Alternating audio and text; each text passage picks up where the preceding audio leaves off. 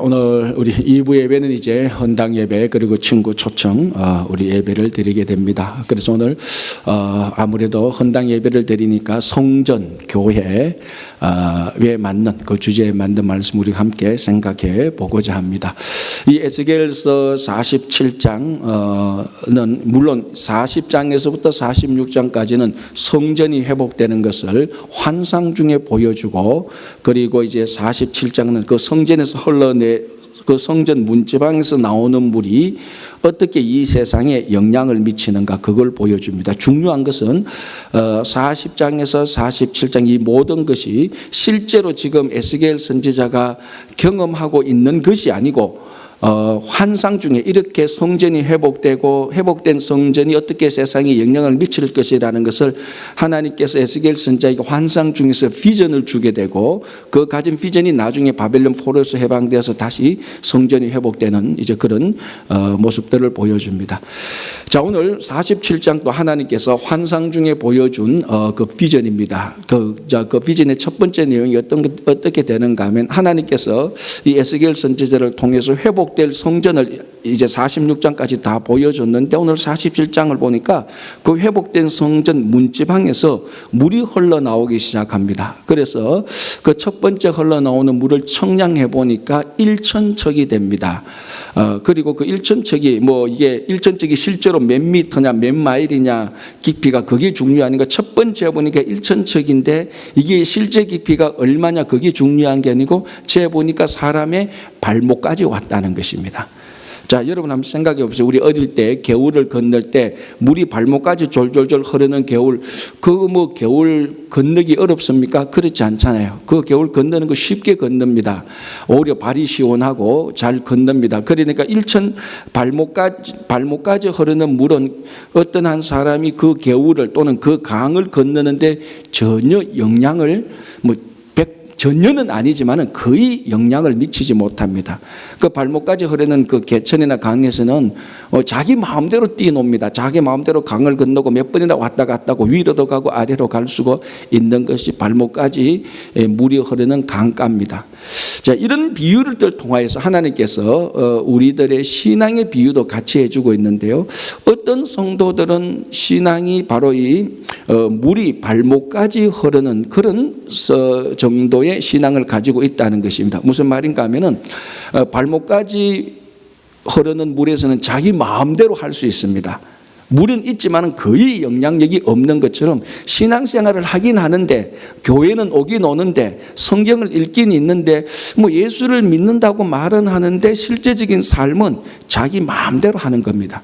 그러니까 교회가, 말씀이, 예수님이 자기 인생에 거의 영향력을 미치지 못합니다. 자기가 가고 싶은 대로 가고, 가기 싫으면 안 가고, 하기 싫으면 안 하고, 하고 싶은 것만 하고, 바로 이런 신앙을 우리들에게 상징적으로 보여주는 것입니다.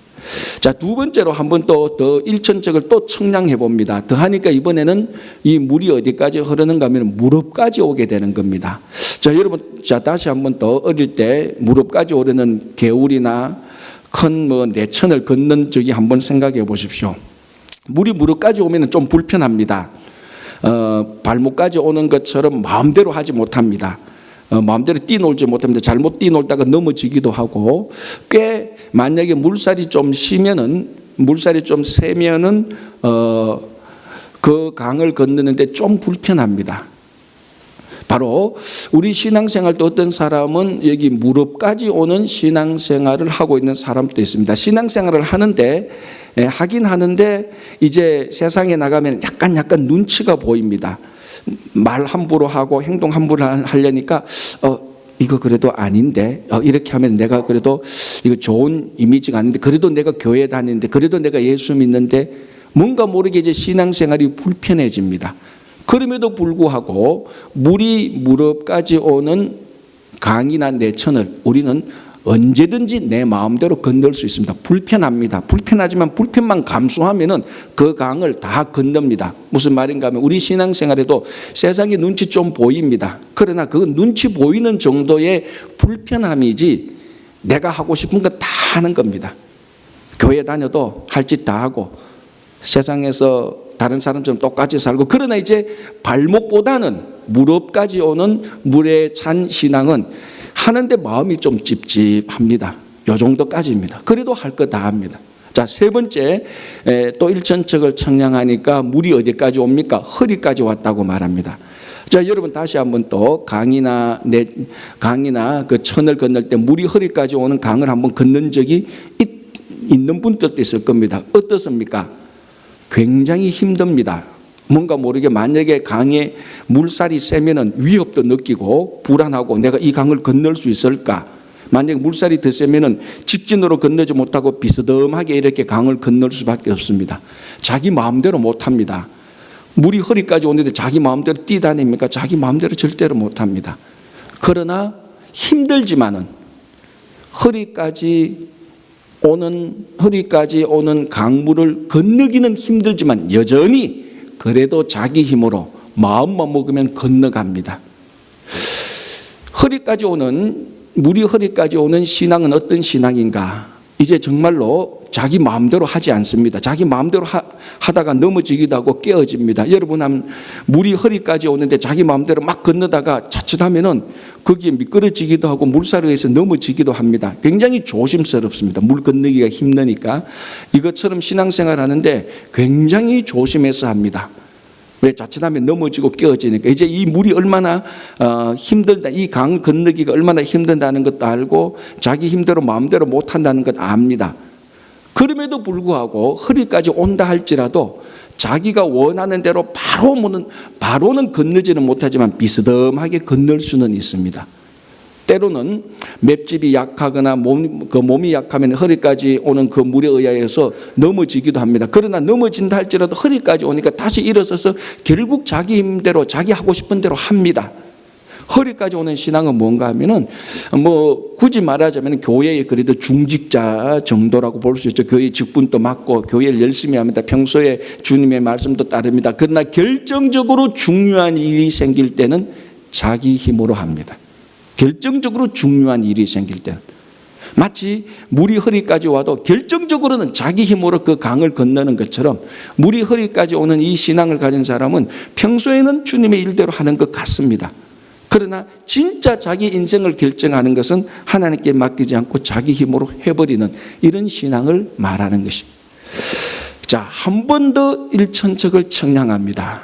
이제는 물이 이 사람을 강 건넌 사람을 그 머리 위에 넘쳐서 이제는 더 이상 자기 힘으로 이 강을 헤엄쳐서 건너지 못할 형편이 됩니다. 이 정도 청량하니까 청량하기를 멈춥니다. 무슨 말인가 하면은 그 성전 문지방에서 흐르는 물이 언제 멈추는가?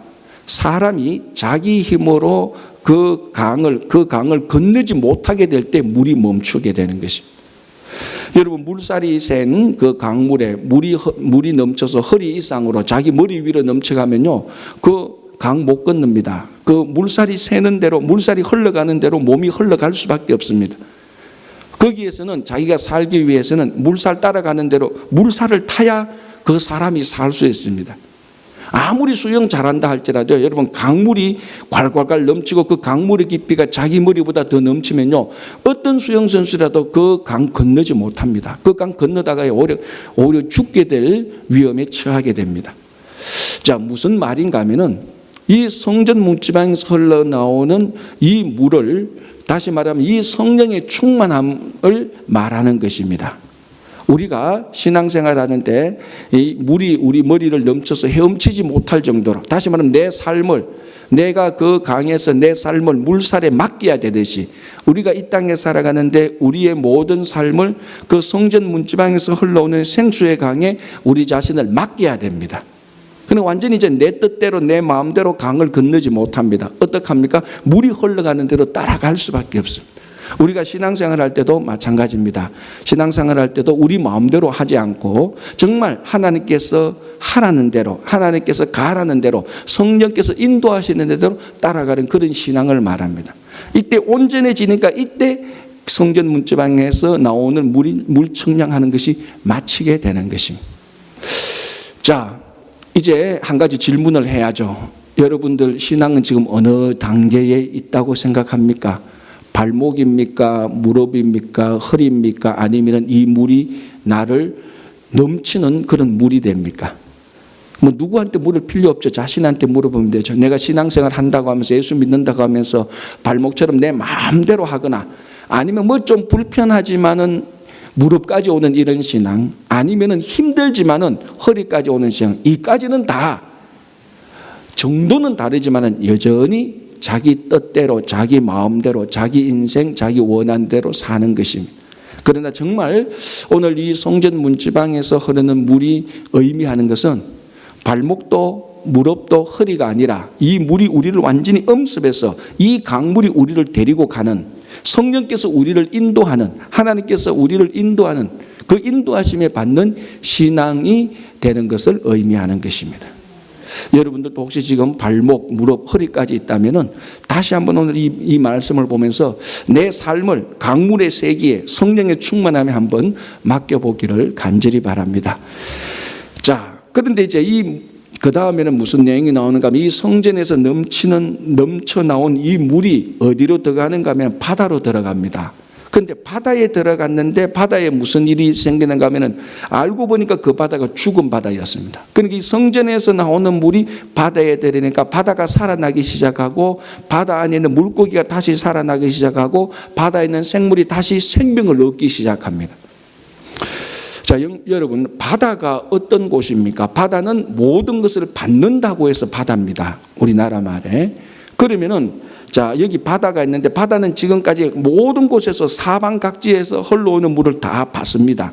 그런데 사방에서 흘러오는 물을 다 받았는데도, 다 받은 바다가 되었는데도 바다는 죽어 있습니다. 그런데 유독 성전 문지방에서 흘러나오는 그 물을 받으니까 이 바다가 다시 살아나는 것입니다. 그러니까 이 바다가 어느 곳에서 오는 물을 받아서 사는 것이 아니고 성전 문지방에서 흘러나오는 이 물을 받을 때 이 바다가 살아나고 생명이 있고 생물과 물고기가 다시 살아나는 것을 증거하는 것입니다. 자, 그러면은 여기서 정말 중요한 것은 이 물 자체가 아니고 이 물이 성전에서 흘러나왔다는 것입니다. 바다는 다른 물 다 받습니다. 다른 물 다 받아도 지금 죽은 바다인데 유독 성전에서 나오는 물을 받으니까 사는 것입니다. 그러니까 이 바다를 살리는 것은 물 자체가 아니고 성전에서 나오는 물이라는 것입니다. 자, 이 성전의 주인은 누굽니까? 하나님이죠. 결국은 이 바다의 물을 살리는 것은 세상의 어떤 힘이나 권력이나 어떤 조정장치나 어떤 기능이 아니고 하나님께서 물을 흘려줄 때 이 바다가 살아난다는 것입니다. 그러니까 생명의 근원, 그리고 살아나는 이 바다의 회복의 근원이 하나님에게 있다는 것을 증거해 주는 것입니다. 어떤 한 시골 농부가 이제 결혼을 했는데 오랫동안 결혼했는데 자녀가 없습니다. 그래서 이 시골 농부가 한 번은 그 도시에서, 큰 도시에서 가장 유명한 랍비를 찾아갔습니다. 랍비를 찾아가서 랍비님, 우리가 오랫동안 결혼 생활했는데 자녀가 없는데 우리를 위해서 제발 좀 자녀를 낳도록 하나님께 기도해 주십시오라고 부탁을 했습니다. 그러니까 랍비가 그 얘기를 듣고 쉬고 뛰면 그럼 50크라운을 내게. 이 크라운은 옛날에 영국의 화폐 단위입니다. 50크라운을 내면 내가 하나님께 기도해 주겠네. 그러니까 시골 농부가 50크라운은 이 자기 형편이 너무 비싸거든요. 그래서 협상을 합니다. 랍비님 50크라운은 없고요, 10크라운만 낼게요 하니까 랍비가 안 되네. 나는 우리말로 하면 나는 좀 비싼 랍비네. 그러면 30불로 내려주겠네 해도 이 시골 농부가 뭐 30불 낼 돈이 없습니다. 이렇게 계속 협상하다가 랍비는 20크라운까지, 그리고 이 시골 농부는 여전히 10크라운. 그래서 결국 협상이 결렬됩니다. 그래서 이 시골 농부가 화가 났습니다. 아니 무슨 랍비가 말이지 공짜로 기도해 줘야 되는 게 이게 랍비인데 돈 받고 기도해 주냐. 아니 그리고 내가 돈도 내겠다는데 무슨 돈을 이렇게 많이 내느냐고 화가 머리끝까지 났습니다. 그래서 이제 자기 부인에게 말합니다. 여보, 우리 다시 고향으로 돌아가세요. 하나님께서는 저런 랍비 없이도 우리들에게 아이를 낳도록 해주실 거야. 랍비에게 드러나서 화를 내고 막 간데 랍비가 뒤에서 말합니다. 방금 자네가 했던 말이 내가 듣고 싶은 말이고 내가 자네에게 해주고 싶은 말이었네 라고 말했습니다. 무슨 말이었죠? 하나님께서는 저는 랍비 없이도 내게 아이를 낳게 해주실 거야. 그 1년 뒤에 아이를 낳았다는 전성이 있습니다. 무슨 말입니까? 생명의 근원은 하나님이라는 것입니다. 오늘 이 성전에서 나온 물입니다. 물이 바다를 살리는 것이 아니고 어느 물이냐, 어디에서 나오는 물이냐는 겁니다. 성전, 즉 하나님의 집에서 나오는 물, 하나님이 생명을 살리는 그 근원이 된다는 것을 우리들에게 증거해 주는 것입니다.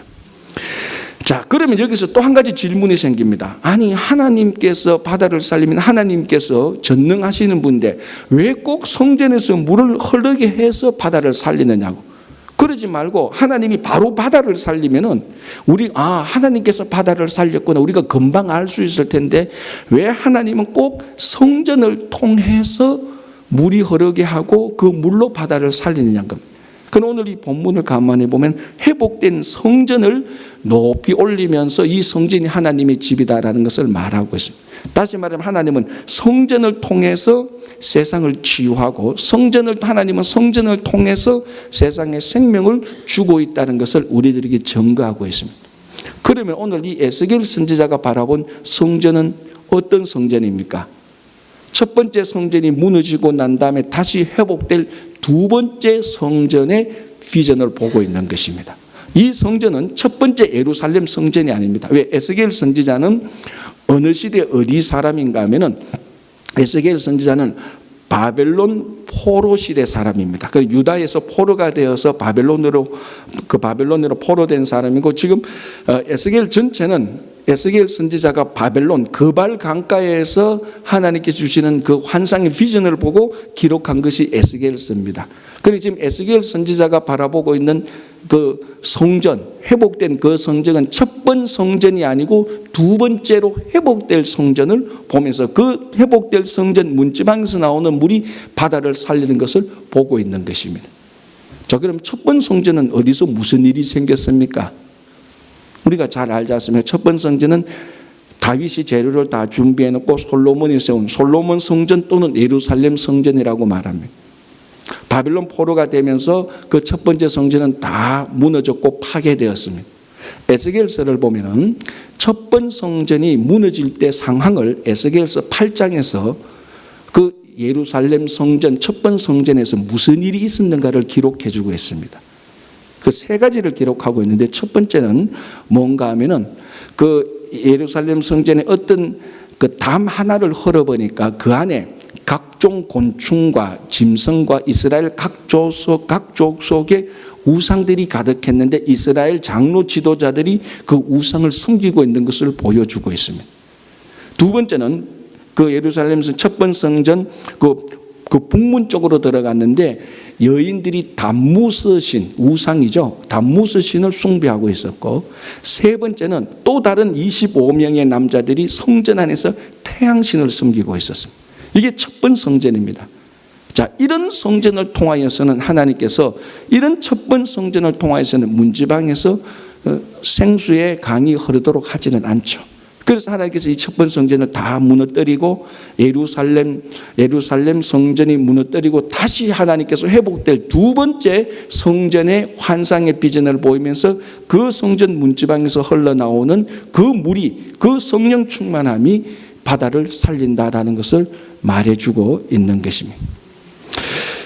제가 지난 주간에 이제 오늘 헌당 예배고 여러 가지 또 행사가 있고 해서 이 말씀을 준비하는데, 제가 가지고 있는 그 자료들, 특히 이제 교회에 관한 오랫동안 이제 뭐 나름대로 준비한 그 교회에 관한 스크랩 자료들을 보면서 제가 한 가지 놀란 게 있습니다.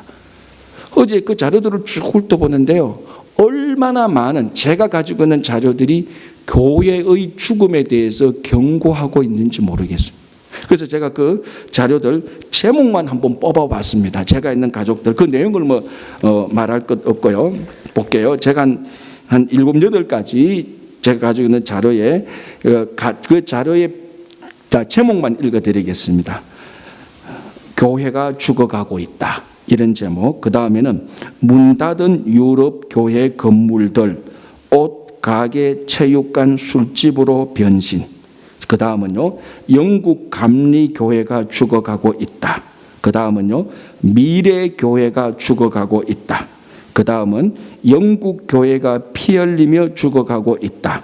그 다음은요, 한국 교회 대형 교회로 죽어가고 있다. 그 다음은요, 한국 교회가 병들어 죽어가고 있다.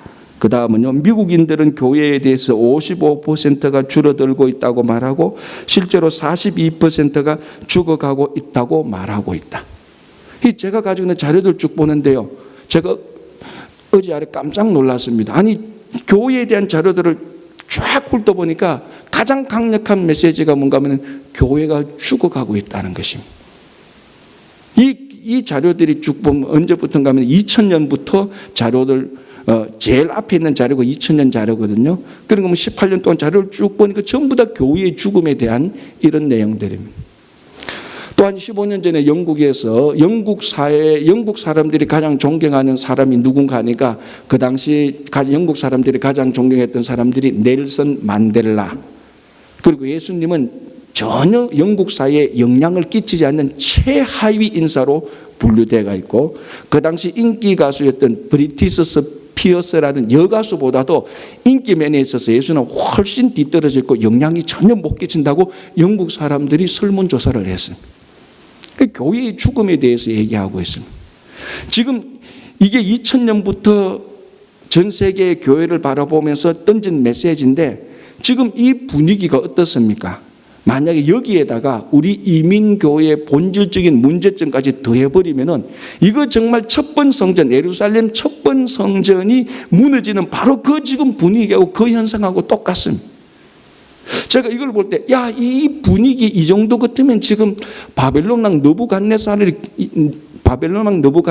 교회 문을 열고 막 들어오는 것 같다라는 그런 기분이 들 정도였습니다.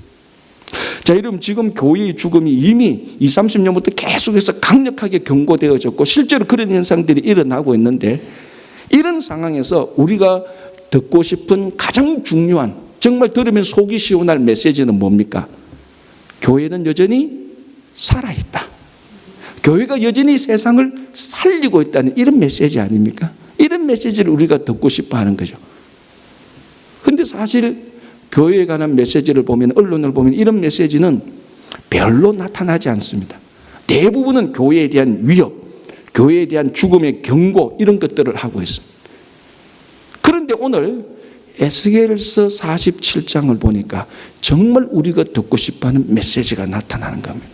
성전 문지방에서 물이 흘러가는데 이 물이 흘러가는 곳마다 바다를 살리고 바다에 있는 생물과 물고기를 살린다는 것. 지금 우리가 들어야 될, 지금 우리가 듣고 싶은 메시지를 에스겔서 47장에서 그대로 해줄 겁니다. 우리말로 하면 뭡니까? 교회는 여전히 살아있다. 교회는 여전히 세상을 살리고 있다는 메시지입니다. 그 내용이 오늘 에스겔서 47장의 내용입니다. 자, 오늘 우리가 친구교회를 헌당하면서 하나님께서 이 지금 죽음의 경고가 판치는, 교회의 죽음의 경고가 판치는 이 세상에, 교회에 대한 위협과 멸시가 있는 이 세상에서 하나님께서는 다시 한번 교회는 여전히 살아있다, 교회는 여전히 세상을 치유한다는 메시지를 하나님께서 하실 때에 그 교회가 오늘 우리가 헌당하는 친구교회가 되기를 간절히 바랍니다. 교회의 죽음의 경고가 아무리 많아도 하나님께서는 여전히 그렇지 않다. 교회는 살고 있고 살아있고 교회는 세상을 살리고 있다는 그 교회가 바로 친구교회가 되기를 바랍니다. 자, 오늘 그리고 이 성전 문지방이 또 흘러서 쭉 가는데 마지막으로 어디로 가는, 성전 문지방의 물이 바다를 거쳐서 또 흘러가는데 이 물이 흘러가는 좌우에 나무들이 있는데 그 나무에 열매가 다 풍성해지고 그 나무의 잎사귀를 보니까 잎사귀가 다 약재료로 쓰인다라고 말을 하고 있습니다. 자, 이 부분은요, 요한계시록 22장 성경 마지막에 나타나 있는 그 본문하고 거의 유사합니다. 자, 제가 요한계시록 22장 1절에서 2절, 그러니까 이건 성경의 마지막 챕터입니다. 마지막 챕터에 나와 있는 요한계시록 22장 1절 2절을 읽어드릴게요. 오늘 우리가 읽었던 에스겔서 47장 10절 11절, 특별히 47장 12절하고 얼마나 유사한가를 한번 보시기 바랍니다. 요한계시록을 읽어드릴게요. 22장 1절에서 2절입니다. 또 그가 수정같이 맑은 생명수 강을 내게 보이니 하나님과 및 어린 양의 보좌로부터 나와서 길 가운데로 흐르더라. 강 좌우에 생명나무가 있어 12가지 열매를 맺되 달마다 그 열매를 맺고 그 나무 잎사귀들은 만국을 치료하기 위하여 있더라라고 되어 있습니다. 여러분, 세 가지는 정확히 일치합니다. 생명수 강이 흐르는 것이 있고요. 그리고 열매가, 그 나무에 열매가 맺고 그 잎사귀가 치료하는 재료로 쓰인다는 것입니다. 오늘 본문에 에스겔서 47장에 나온 거하고 똑같습니다. 이 성전 문지방에서 흘러가는 물이 땅에 물이 들어가니까 그 땅에 박혀있는, 그 땅에 뿌리를 받고 있는 나무들의 열매가 맺고 그 잎사귀들은 치료하는 약재료로 쓰인다는 것입니다. 그래서 이런 나무들을 가리켜서 성경에서는 이게 바로 생명나무다라고 말을 하는 것입니다. 에덴 동산에서 있었던 선악을 알게 하는 나무와 똑같이 중간에 있었던 나무, 생명나무, 바로 이 생명나무를 의미하고 있는 것입니다. 그래서 이 생명나무는 많은 열매를 맺되 그 열매가 풍성하게 되고, 그리고 그 잎사귀들은 약재료가 되어서 사람의 생명을 살리게 되는 그런 생명나무가 되는 것입니다. 바로 오늘날 이 교회가 이 생명나무처럼 되어야 됩니다. 그래서 열매를 맺고 그 잎사귀가 약재료로 쓰여서 누구든지 생명나무에 가서, 누구든지 생명나무 되는 교회를 찾아와서 치유받고 풍성함을 얻고 생명을 누리는 그런 교회가 되어야 되는 것입니다. 그게 바로 요한계시록 마지막에서 말하면서 이것이 바로 어린 보좌, 하나님과 어린 보좌로부터 흘러나오는 생명수 강 때문이다라고 말을 합니다.